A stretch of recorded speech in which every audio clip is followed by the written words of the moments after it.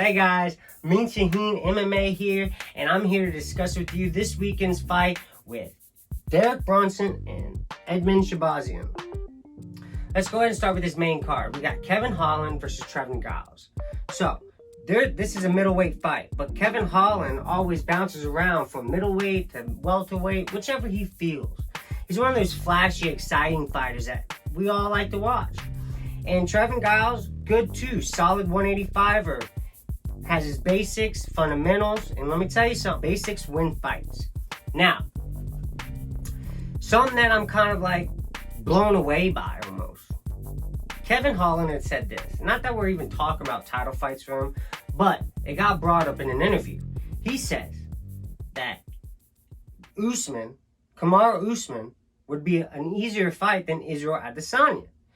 And I'm like, it kind of questions me because Kevin Holland's a striker, and so is Israel Adesanya. You would think he would want that, and that would be a funner matchup. But he said Usman is an easier fight than Israel Adesanya, which Usman, he's a power wrestler. Why would a wrestler that strong be an easier fight? In his words, foot stomper. So good luck to the both of them. Let's go on to the next fight. We got Gerald Meerschaert versus Ed Herman. Both these guys are veterans. I think Gerald Meerschaert has been in the game, I think 13 years. And Ed Herman has been in the game 17 years. But I do know this. Ed Herman has been fighting in the UFC longer than Gerald Meerschaert has even been fighting. That's insane. Alright? Both similar fighters. Both have the same type of basic stand-up, grappling, wrestling.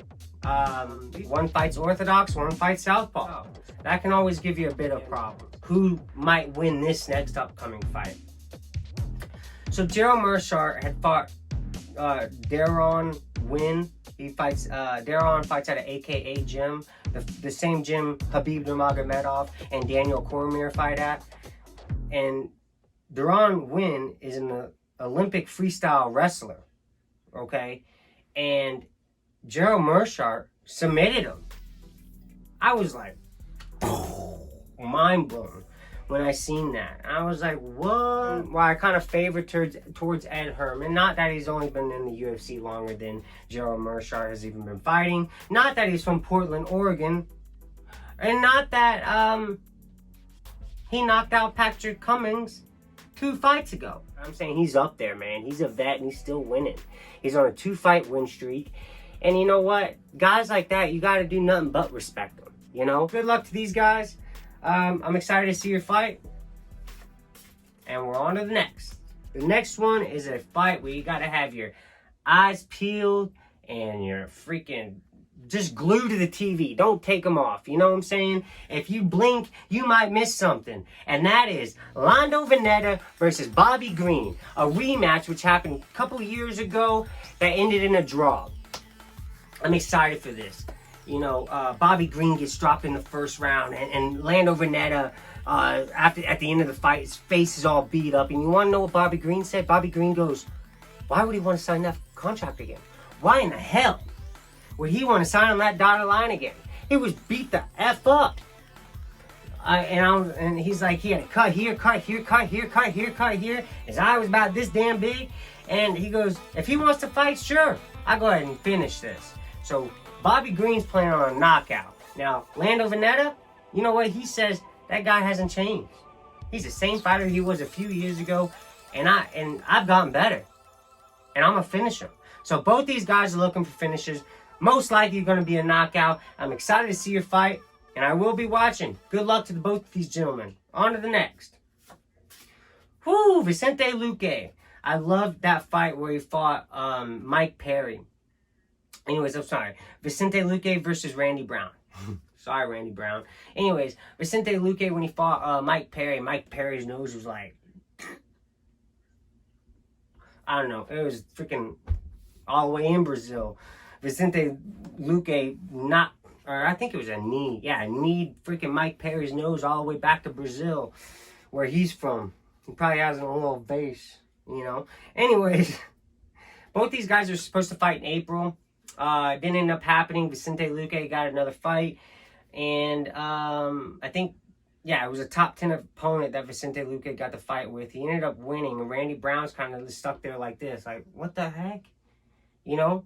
So, Vicente Luque was like, you know what? I promised you, Randy Brown. I promised you that I was going to fight you. So I'm going to fight you. So not only is Vicente Luque not like most men, let me just say this, most men who fight in the, like finally get in the top 10, and now you're in the top 10, will not look back down and say, you know what? I promised you I was going to fight you, and I'm going to fight you. So all respect to Vicente Luque. I'm excited to see Vicente Luque always fight. And Randy Brown, what a stud he is. So it's another fight to watch. Keep your eyes peeled. And let me know who wins in the comments on that one, all right? All right, for our next fight, we got, the co-main event, Joanna Calderwood versus, let me just say this. Joanna Calderwood versus Jennifer Maia.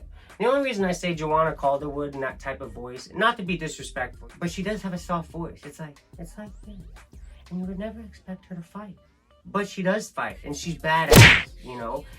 She was about to fight Valentina Shevchenko. All Joanna Calderwood has to do is wait. She has a road to the freaking title. But you know what? I respect her. Because she's like, I could take the easy shot, or I can just stay active and keep fighting. I'm confident in myself. I'm smart. I have a solid mindset. And I feel perfectly sound altogether.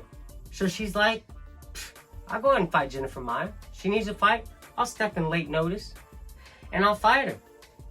More power to you, girl. I respect you. Jennifer Maia's like, if I beat her, I'm right there with the title shot, even though I lost her to Caitlin Chookagian.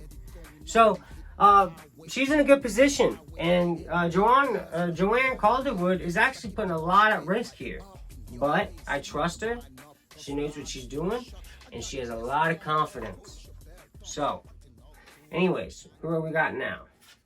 Oh, on to the next for the main event of the evening.